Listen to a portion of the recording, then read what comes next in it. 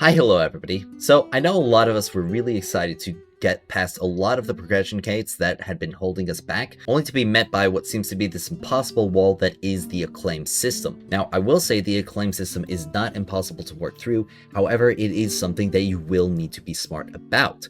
This is why I put together this guide in order to help you push through these first few levels of Acclaim in order to get past these gates and push forward into the endgame. Now, to start out, you will gain Acclaim by collecting your weapons, and you will also gain Acclaim by collecting characters.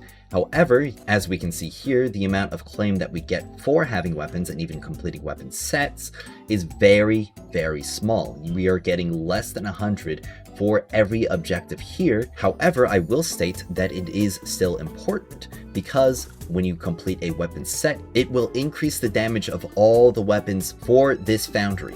So you still want to make sure you have all of the weapons in the game. However, the majority of your Acclaim levels will be coming from your characters, but not really owning the characters, more leveling the characters, because acquiring them will only give you 150, but leveling them will give you increasingly higher increments towards this system. And this will be the main way we progress our accounts going forward in the future. Now, I'm going to say this is going to be a long-term system, okay?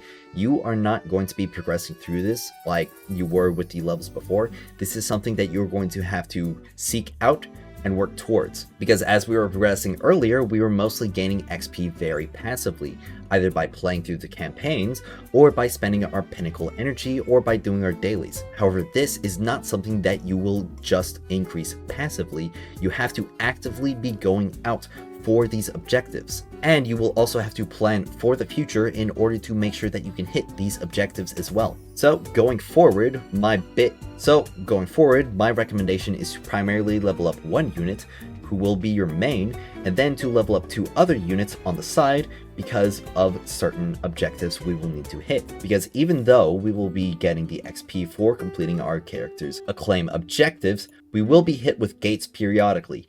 This one right here requires us to collect a total of 3 bronze medals, and you collect a bronze medal by completing all of the first objectives for a character. Additionally, you will then be able to use these medals for the upgrades in this Acclaim system. Right here, I spent my first bronze medal on boosting my artifact drop rates, which was what I was waiting for yesterday and saving my pinnacle energy for. So my exotic artifacts will drop significantly more now. And there are also medal upgrades that you can do for basically everything in here. And also the amount of gold medals that you will need to max out every single upgrade in this is 8. So if you want to have a long-term fully maxed out drop rate on everything, you'll need to have fully completed 8 characters in this game. However, you probably don't have to sweat about it too much because these final increases are going to be much smaller than the earlier ones. So the more important thing is that you are able to pass through these metal gates in order to go forward through the Acclaim system. I will say going through this first gate is going to be very simple for most people to do and will unlock almost everything, but we will still have to push through forward more in the future.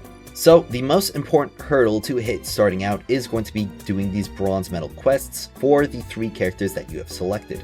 My 3 characters are Wolf, Tantu, and Ningfei, though I will also be trying to level up Yolder when I pick her up later. However, for the time being, the 4 quests that you will have to complete in order to get these bronze medals on your units will be increasing your power for the character to 46,600. For 4-star units, it's going to be increasing their power to 46,100.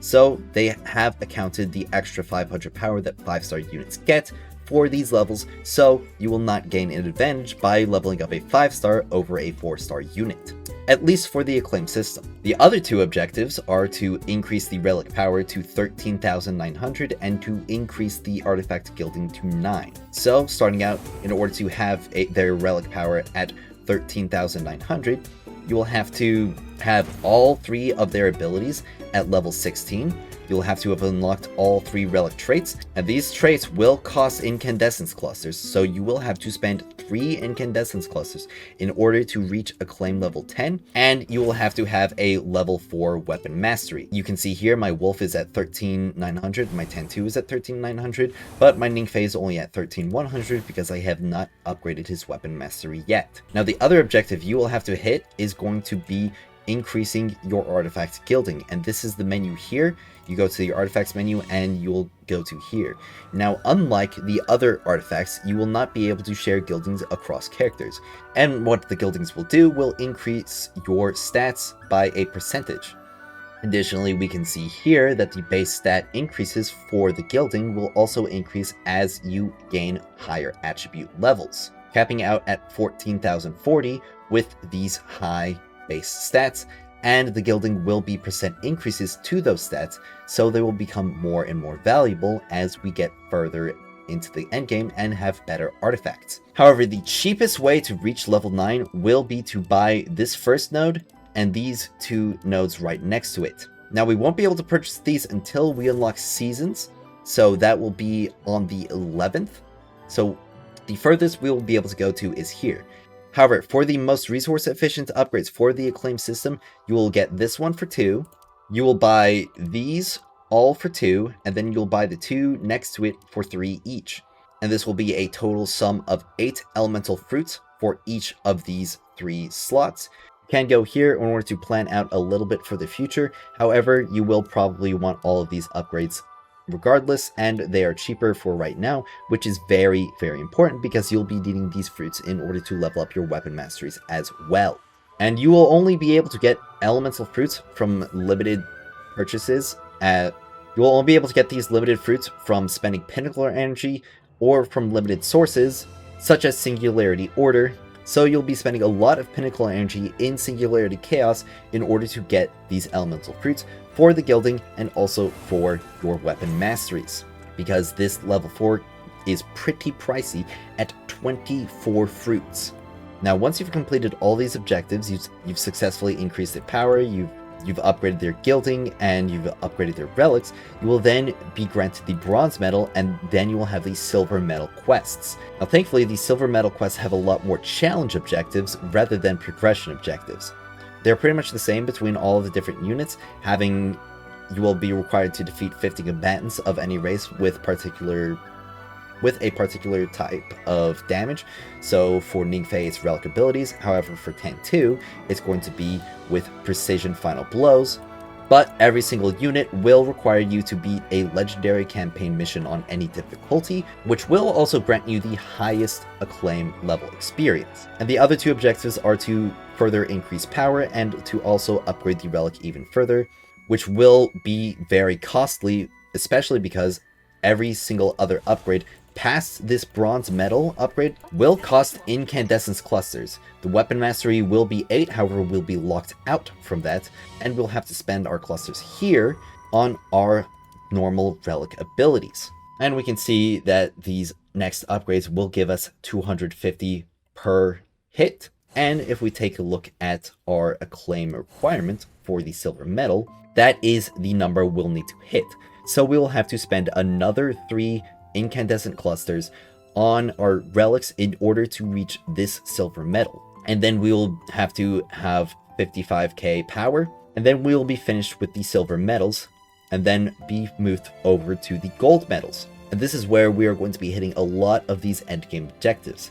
First off, we'll have to upgrade our units to 65k power, or just below 65k power for 4-star units.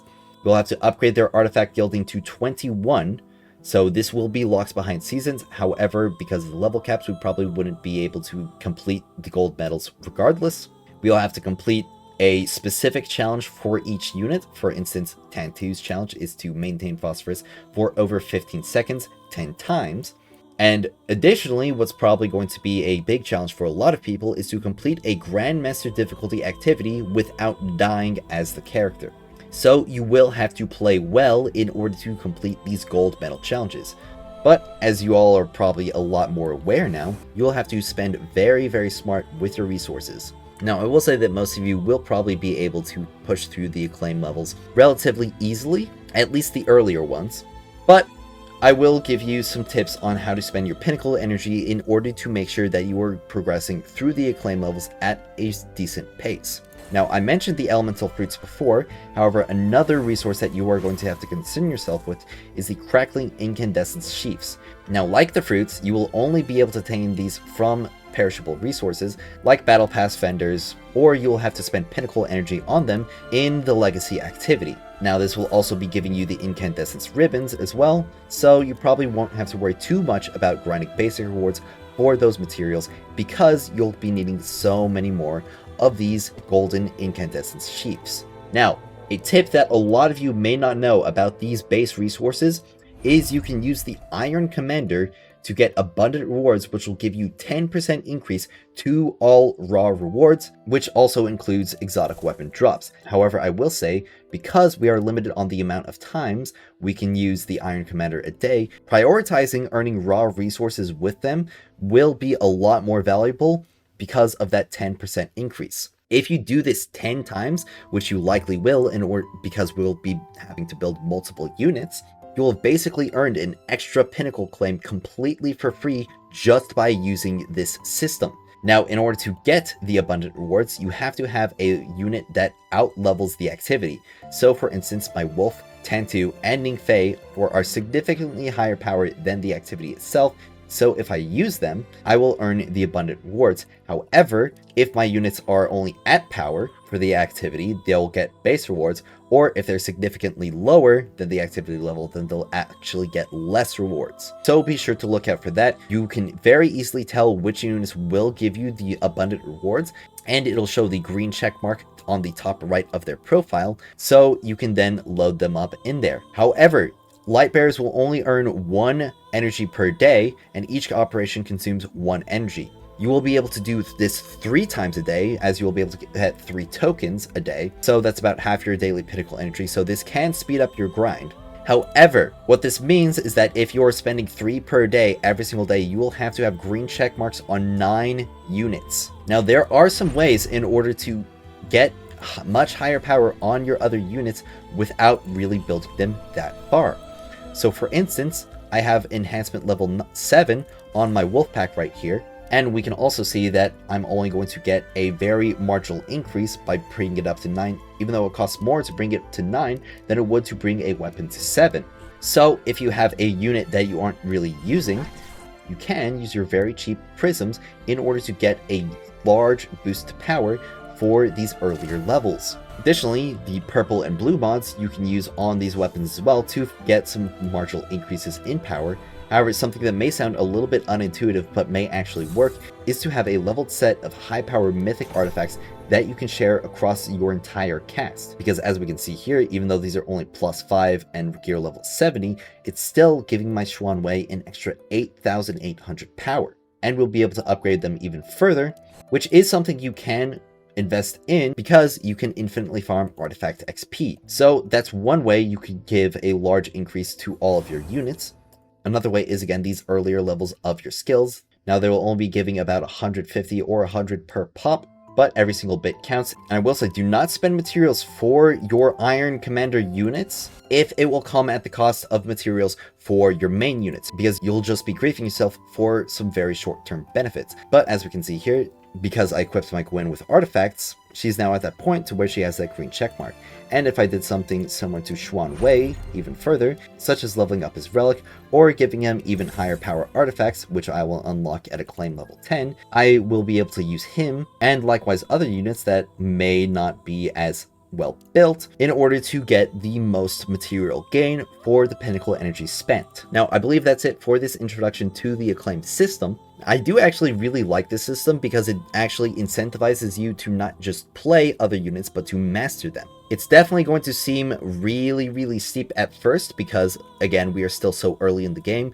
We still have so few pinnacle claims, and especially because a lot of people probably won't know just how many raw resources they may need in order to level up their units. So this is something you are going to have to look out for. But that's all I have for this video. If you're enjoying my coverage of Destiny Rising and would like to see more in the future, as well as keeping up to date with everything to do with this game, be sure and subscribe to my channel. My analytics tell me that about 80% of the people who are watching my content are not currently subscribed. So if you are interested in this game, be sure and hit that button. The artifact guide is still coming soon. The reason I haven't put it out this morning is because the artifact system is much deeper and bigger than I had initially anticipated. It's still being actively worked on, and so you will not have to worry about that for long. Beyond that, thank you all so much for watching, and as always, I will see you next time.